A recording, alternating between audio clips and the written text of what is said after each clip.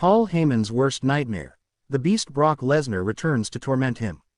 Hey everyone, welcome back. Today we've got some truly surprising and heartwarming news from the WWE Universe. It was only a matter of time. When you turn your back on a beast, you better make sure he stays in the shadows. But Paul Heyman, he's made a career of poking bears, feeding monsters, and controlling chaos. Until now, because the one thing Paul Heyman never wanted, the one man he swore was buried in the past, the Beast Incarnate, is back, and this time, he's not looking for titles. He's looking for vengeance. This is the story of Paul Heyman's worst nightmare. The return of Brock Lesnar, and his path of destruction, begins now. Calm before the storm. In recent months, Paul Heyman's grip on WWE seemed tighter than ever. Aligning with Solo Sikoa and molding a dangerous new dynasty, Heyman once again looked untouchable. Roman Reigns was missing in action after betrayal rocked the bloodline. Seth Rollins had been manipulated. Even Cody Rhodes was drawn into chaos. Week after week, Heyman sat smugly at ringside, his infamous smirk back, his phone in hand, making moves behind the curtain. But there was one name he never mentioned. One shadow he never walked near. Brock Lesnar. The man who once stood side by side with Heyman. The man who decimated John Cena, Goldberg, The Undertaker. The man who didn't just win titles, he conquered them. But Lesnar had been gone for almost a year. After a brutal loss at SummerSlam, he vanished from WWE without a word. Rumors swirled. Retirement. Suspension. A quiet goodbye. Heyman certainly hoped it was true. Because if Brock came back, there'd be no contract to sign. No handshake. No strategy. There would only be pain. First warning. It started with a whisper backstage. Cameramen found a production truck torn apart. Security footage showed a shadow, massive in size, passing through the lot after midnight. No face. No confirmation. Just a warning. Then came the second sign. On Raw, as Solo Sikoa prepared to cut a promo with Heyman, the Titantron glitched. The feed cut to black. Suddenly, a grainy clip played, old footage of Brock Lesnar hitting an F5 on Heyman at WrestleMania 38. The crowd erupted. Heyman froze. Solo glared at him. But Heyman stayed silent. He tried to laugh it off, calling it a technical hiccup from a decade ago. But his eyes told the truth.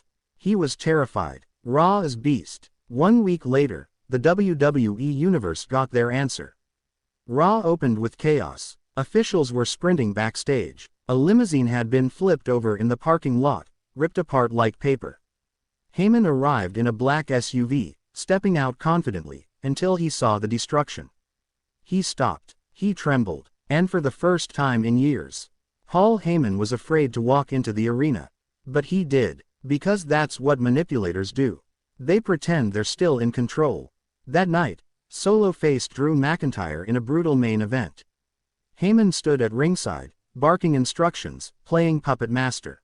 Then, everything changed. As Solo hit the ropes, the lights flickered.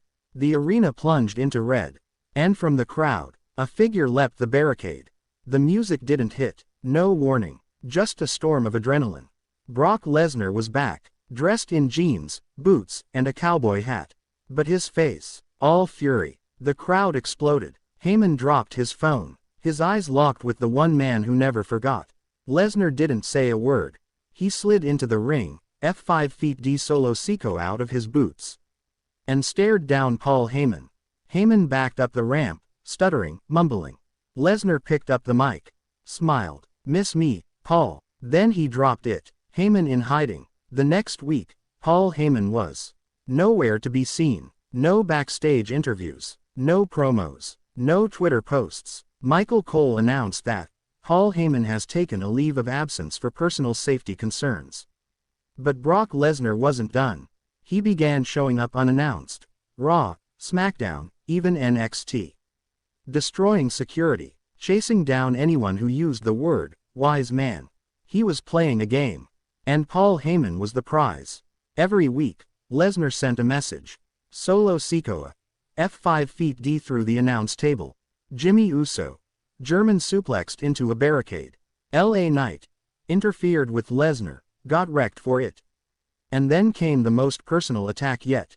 Lesnar found Heyman's personal locker room in the arena.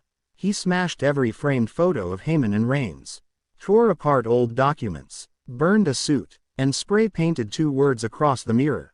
Not over. The ultimatum. Eventually, Heyman couldn't hide anymore. He returned to Raw, guarded by 6 security guards. With trembling hands, he cut a promo. "Brock, I made you. I guided you to titles. I protected you from yourself. You don't need to do this." But the crowd knew what Heyman was really saying. "Please don't hurt me." Later that night, Triple H called a meeting in the ring. He addressed the chaos, the destruction, the lawsuits. And then, he dropped the bomb. "Paul Heyman, if you want protection, you'll face him. At SummerSlam. Not in a match. In the ring. Face to face with the Beast." Heyman screamed. He pleaded. But Triple H walked off.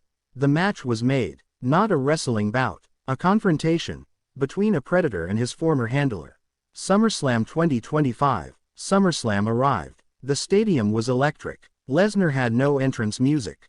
He stormed to the ring in silence, eyes cold as ice. Heyman was escorted by 4 guards, shaking, clutching a mic like a lifeline. In the ring, they stood.